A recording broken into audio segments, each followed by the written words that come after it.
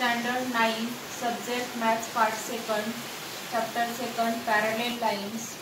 First, see the definition of parallel lines. The lines which are coplanar and do not intersect each other are called parallel lines. These two lines are parallel lines and these two lines are in a plane. Now, the two lines intersected if two lines are intersected by a transversal, then 8 angles are formed. 1, 2, 3, 4, 5, 6, 7, 8. These 8 angles are formed. In figure, line L and line M and line N is a transversal. In this figure, pair of corresponding angles are angle D and angle H, angle A and angle E, angle C and angle G, angle B and angle F. म्हणजे ट्रान्सव्हर्सलच्या एका बाजूचे आणि त्या दोन line आहेत त्यांच्या वरच्या बाजूचे जे पेअर आहेत ते करस्पॉन्डिंग अँगल्स आहेत, अँगल डी आणि अँगल एच. पुन्हा ट्रान्सव्हर्सलची दुसरी बाजू आणि या दोन लाईनच्या वरची बाजू अँगल ए आणि अँगल ई. त्याचप्रमाणे ट्रान्सव्हर्सलच्या एका बाजूचे आणि त्या दोन्ही लाईनच्या खालच्या बाजूचे अँगल सी आणि अँगल जी आणि ट्रान्सव्हर्सलच्या दुसऱ्या बाजूचे आणि त्या दोन्ही लाईनच्या खालच्या बाजूचे अँगल बी आणि अँगल एफ हे करस्पॉन्डिंग पेअर्स आहेत. नंतर pairs of alternate interior angles. Interior म्हणजे त्या दोन्ही लाईनच्या आतल्या बाजूचे. Pairs of alternate interior angles are angle C and angle E. Second pair angle B and angle H.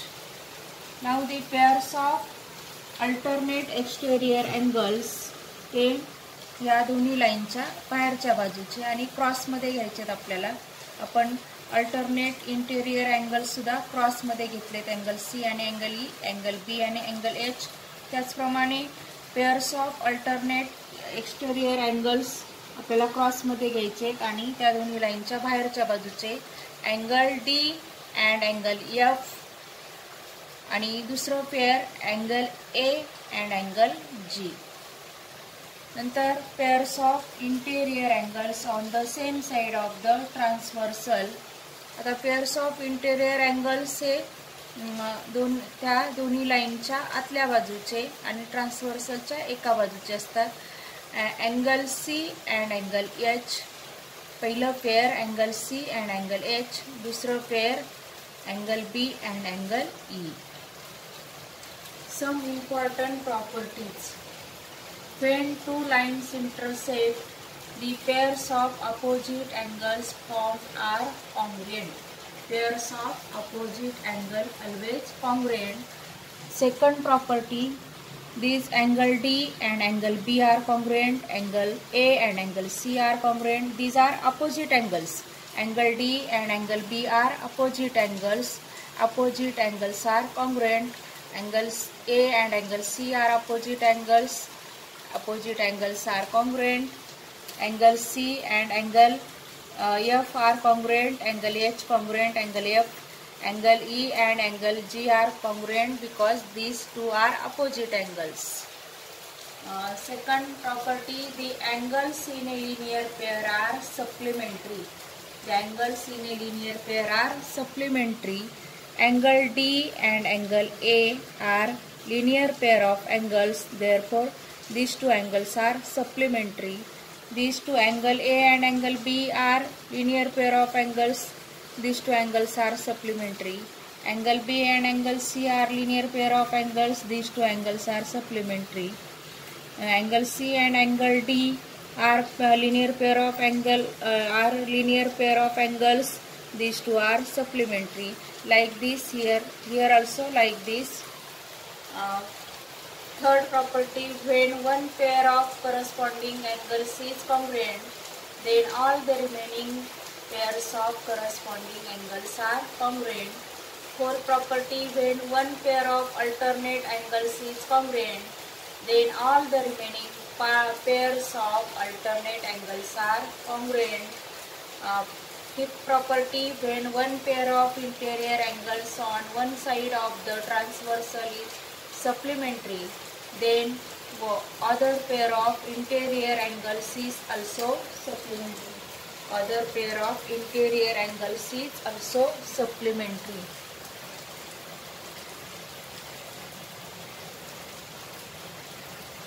Other pair of interior angles is also supplementary.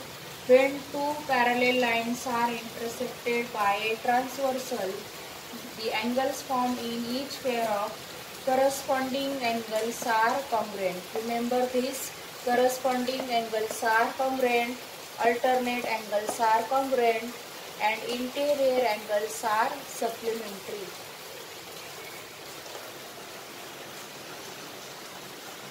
Now the theorem is, if two parallel lines are intersected by a transversal, the interior angles on either side of the transversal are supplementary.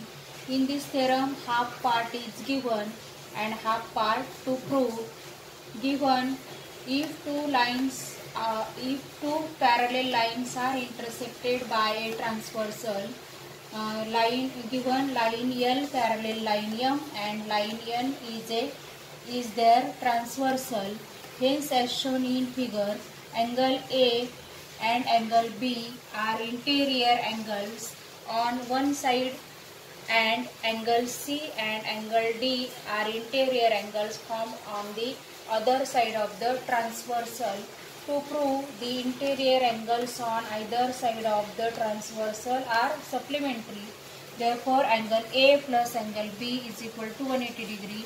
Angle C plus angle D is equal to 180 degree. Proof: three possibilities arise regarding the sum of measures of angle A and angle B. First possibility, angle A plus angle B less than 180 degree. Second possibility, angle A plus angle B greater than 180 degree.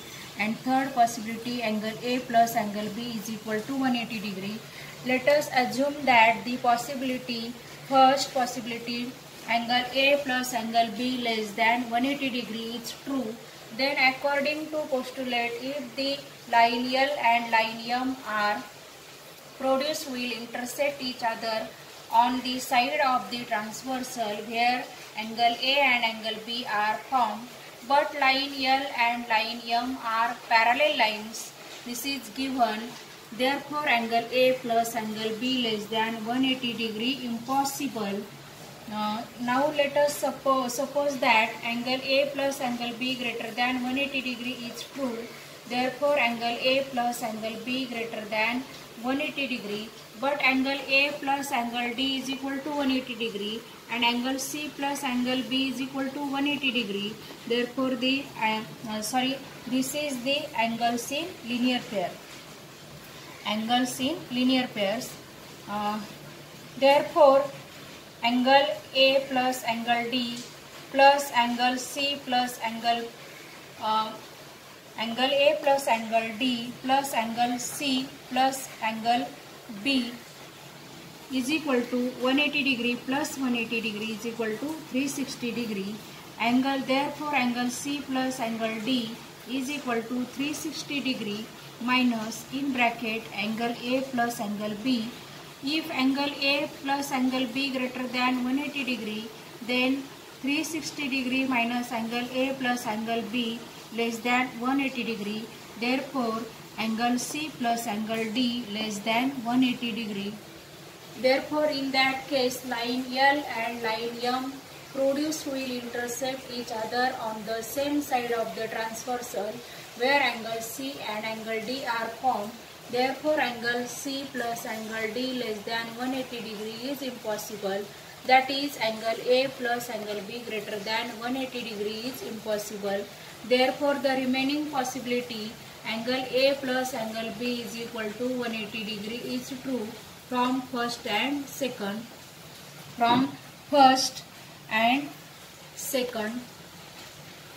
Therefore, angle A plus angle B is equal to 180 degree. Similarly, angle C plus angle D is equal to 180 degree. Note that in this proof, Because of the contradictions, we have denied the possibilities angle A plus angle B greater than 180 degree and angle A plus angle B less than 180 degree. Therefore, the proof is an example of indirect proof. Now the next theorem, the corresponding angles formed by a transversal of two parallel lines are of equal measures. Given line L parallel line M, line N is a transversal. To prove angle A is equal to angle B. Prove angle A plus angle C, angle A plus angle C is equal to 180 degree and angles in linear pair. Angle B plus angle C is equal to 180 degree, pair of interior angles of parallel lines. Angle A plus angle C is equal to angle B plus angle C from first and second. Therefore, angle A is equal to angle B. Next theorem, the alternate angles formed by transversal of two parallel lines are of equal measure. Given line L parallel line M, line N is a transversal. To prove angle D is equal to angle B, prove angle D plus angle C is equal to 180 degree. Angle D plus angle C is equal to 180 degree. Angles in linear pair. Angle C plus angle B is equal to 180 degree. Angle C plus angle B is equal to 180 degree. Property of interior angles of parallel lines. Therefore, angle D plus angle C is equal to angle C plus angle B. Therefore, angle D is equal to angle B.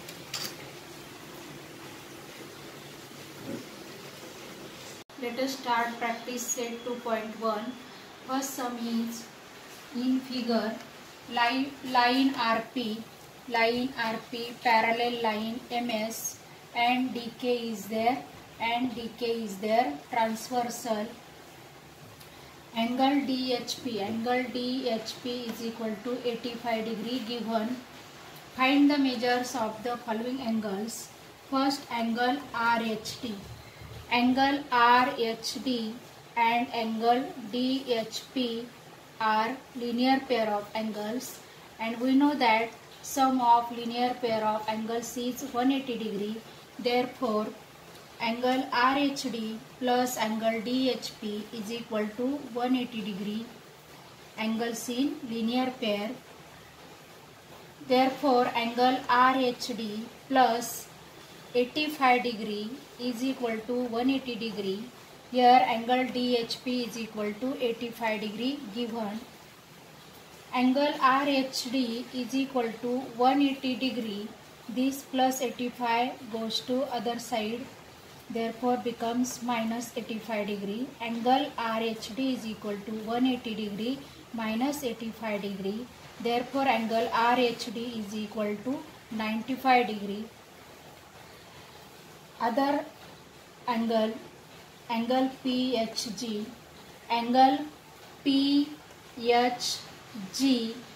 and angle RHD are opposite angles. Angle PHG and angle RHD. These two angles are opposite angles, and we know that opposite angles are congruent. Therefore, angle PHG congruent angle RHD opposite angles, and therefore angle PHG is equal to 95 degree.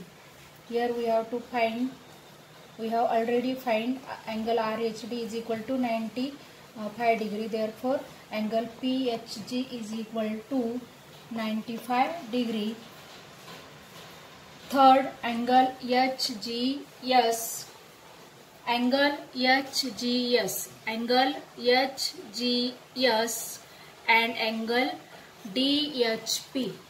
Angle HGS and angle DHP are corresponding angles, and we know that if here two lines are parallel intersected by a transversal. Therefore, corresponding angles are congruent. Therefore, here angle HGS congruent angle DHP corresponding angles, and therefore angle HGS is equal to 85 degree because angle DHP is equal to 85 degree given. Now fourth angle is angle MGK. Angle MGK and angle HGS. Angle MGK and angle HGS both are opposite angles.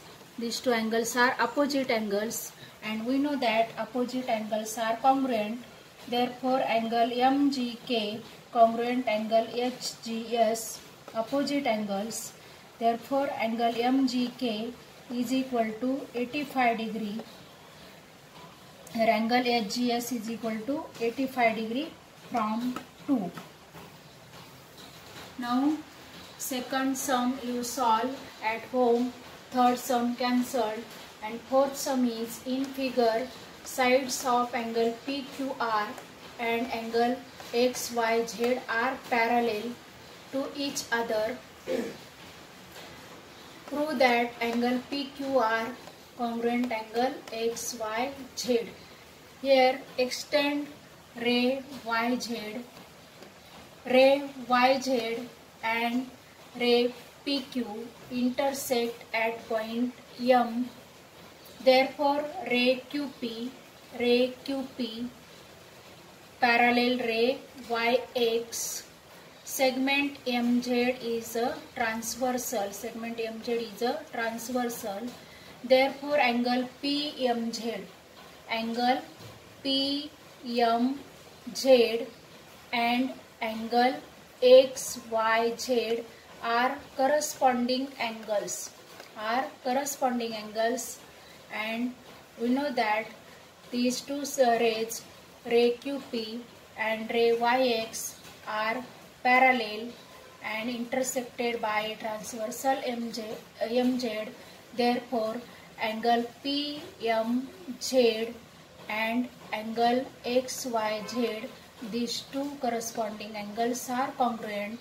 Therefore, angle PMZ congruent angle XYZ corresponding angles, and angle PMZ congruent angle PQR because these two are corresponding angles. Therefore, angle PQR congruent angle XYZ.